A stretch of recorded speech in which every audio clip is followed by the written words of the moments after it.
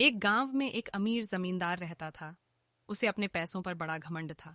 जितने अधिक पैसे उसके पास थे, उतना ही वह कंजूस भी था। अपने खेतों में काम करने वाले किसानों से वह खूब काम करवाता, मगर पगार कौड़ी भर भी न देता। मजबूर गरीब किसान मन मारकर उसके खेत में काम करते। उसी गांव में रामू नामक एक किसान रहता था। उसके पास थोड़ी सी जमीन थी। उसी में खेती बाड़ी कर वह अपना और अपने परिवार का गुजारा चलाता था।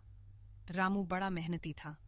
वह दिन भर अपने खेत में काम करता और अपनी मेहनत के दम पर इतनी फसल प्राप्त कर लेता कि अपने परिवार के लिए 2 वक्त की रोटी जुटा सके। गांव के बाकी किसानों के पास रामू के मुकाबले अधिक जमीनें थीं। वे रामू की मेहनत देखकर हैरान होते कि कैसे इतनी सी जमीन में वह इतनी फसल उगा लेता है। एक साल गांव में भयंकर सूखा पड़ा। बिना बारिश के खेत खलिहान सूखने लगे।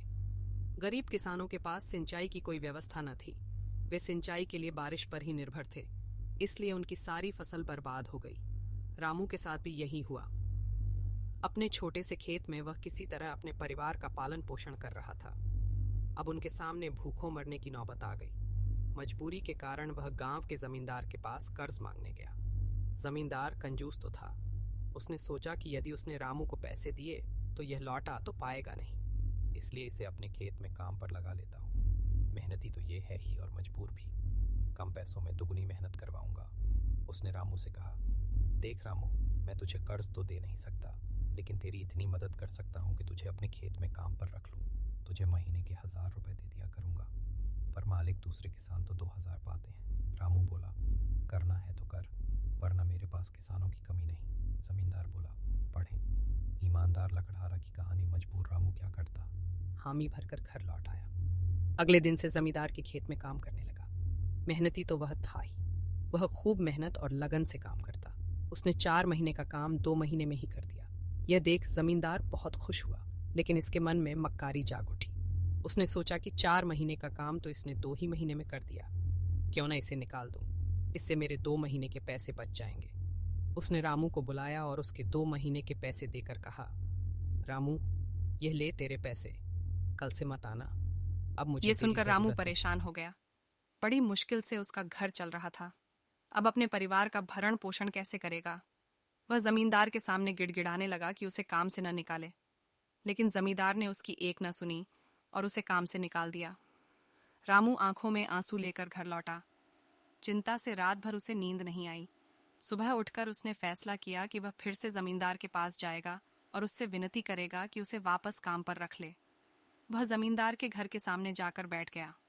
सुबह उठकर जाट जमींदार अपने घर से बाहर निकला तो रामू को घर के सामने बैठा हुआ देखा।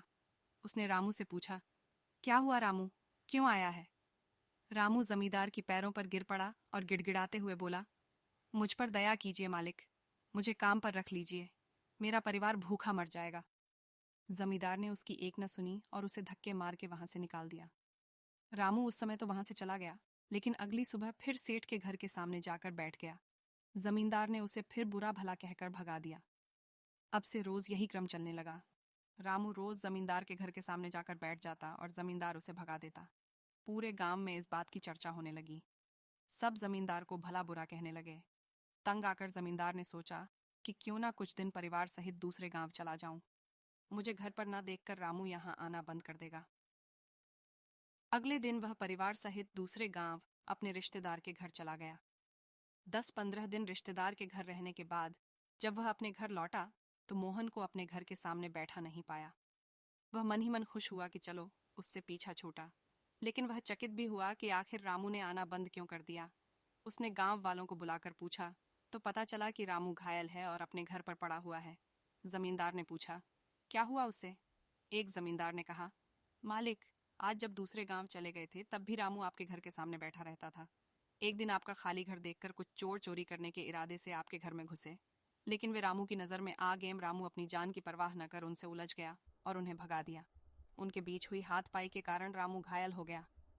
ये जानकर जमींदार को खुद पर शर्म आने लगी कि उसने रामू के साथ कितना बुरा किया, लेकिन इसके बाद भी रामू उसके घर चोरी होने से बचाने के लिए चोरों से उलझ गया।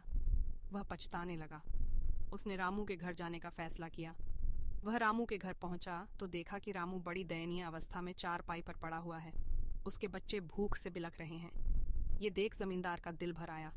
उसने रामू से अपने किए की माफी मांगी, उसका इलाज करवाया और ठीक होने के बाद अच्छी पगार के साथ उसे फिर से काम पर रख लिया।